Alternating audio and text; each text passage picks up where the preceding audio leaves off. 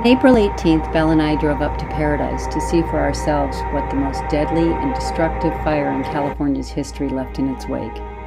It was completely overwhelming. It's been a little over 5 months since the campfire burned this small town to the ground. The parking lots are just strewn with burned out cars and trucks. You can just imagine the heat of the inferno engulfing this truck. Strangely, the signs that line the main streets were all intact, advertising stores and services that were completely destroyed. It looked like a war zone. Buildings are reduced to heaps of tangled metal, wires, and char. I can't tell you how eerie it felt to see such a familiar strip mall look like this.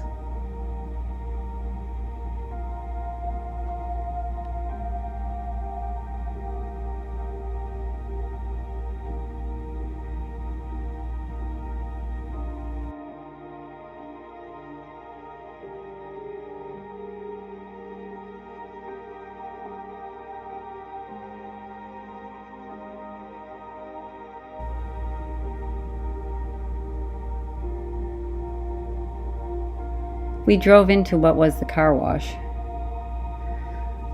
Look at these rubber flaps.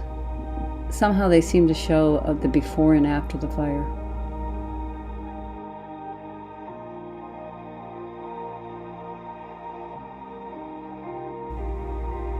A little ways down from the center of town was a motorhome park. You can see the burnt out shelves of the washers and dryers in what must have been the laundry facility. Notice in the background the trees and the homes are still standing. Strangely, the fire skipped over patches while scorching the earth around them. We couldn't get over the melted glass and metal. Just imagine that heat. The water in Paradise is contaminated.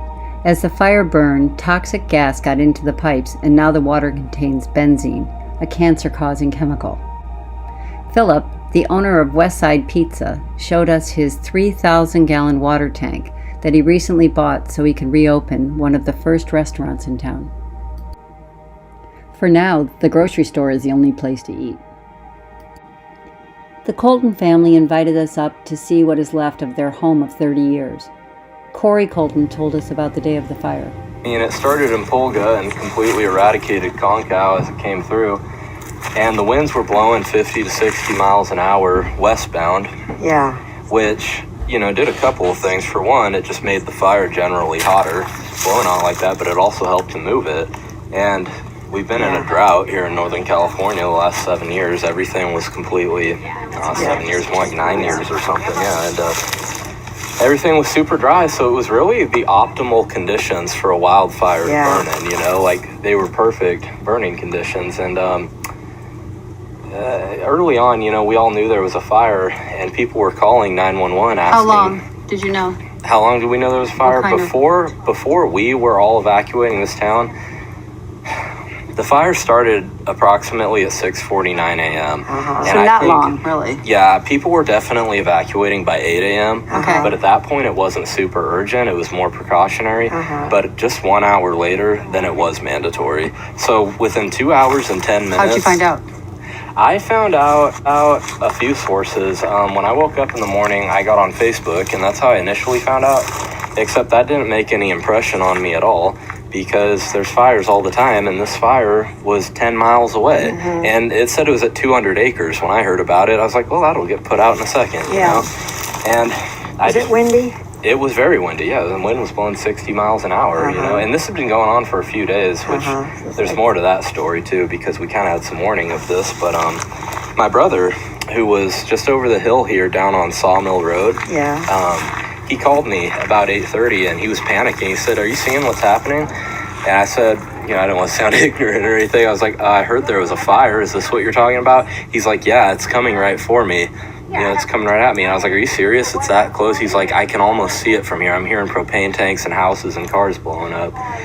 And I said, okay, well, get out of there. And he's like, you're going to want to go too. And that's why I'm calling you. I was like, all right, thanks, And at that point, when I got off the phone with them, I'm thinking, like, do I really need to go? Like, is this fire really going to come this way? And I asked on Facebook, I said, what are the mandatory evacuation zones right now? And their overwhelming response was just everywhere. Everywhere. Yeah, just get out. And then I went outside, and by that time the sky was black and it was snowing ashes. My neighbors here were moving.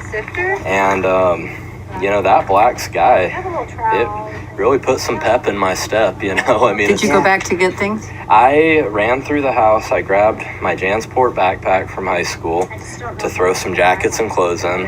Got my wallet, keys, and cell phone, my cell phone charger, just the basic amenities that you would take. And I was in my work shirt for Round Table Pizza and my jeans and boots. And the reason I list all those items is because they would become everything I owned. Wow. Everything else was gone. Yeah, and when I say I lost everything, it's like, as far as things I actually did keep, it's just easier to state those things. I lost everything but those items I just mentioned. I lost absolutely everything.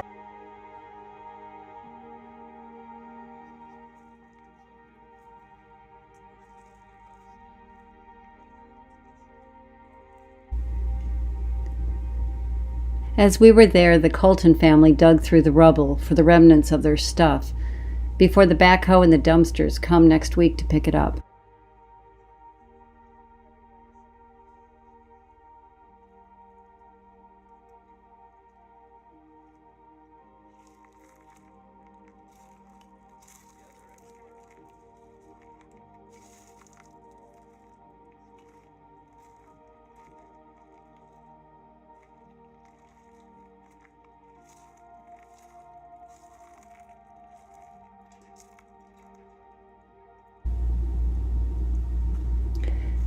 They're an incredibly resilient family, full of hope and a sense of humor and ready to take on the challenge. It's just inspiring to see.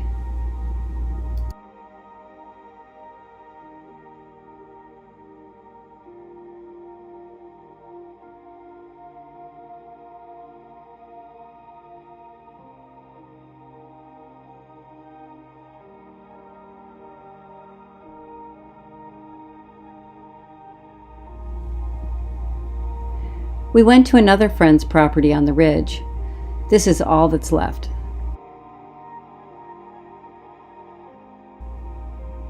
We timed our visit to Paradise so that we could go to a town planning meeting. About 400 people showed up, and another crowd was expected later that evening. Paradise has hired consultants to come up with a recovery plan organized around safer, better, welcoming, greener, and stronger. A workshop in the gym allowed residents to voice opinions and suggestions about various proposals. They have a long way to go. As we looked out across the charred landscape, the fragility of our world was painfully clear. This is what climate change disaster looks like. We need to act together, right here, right now.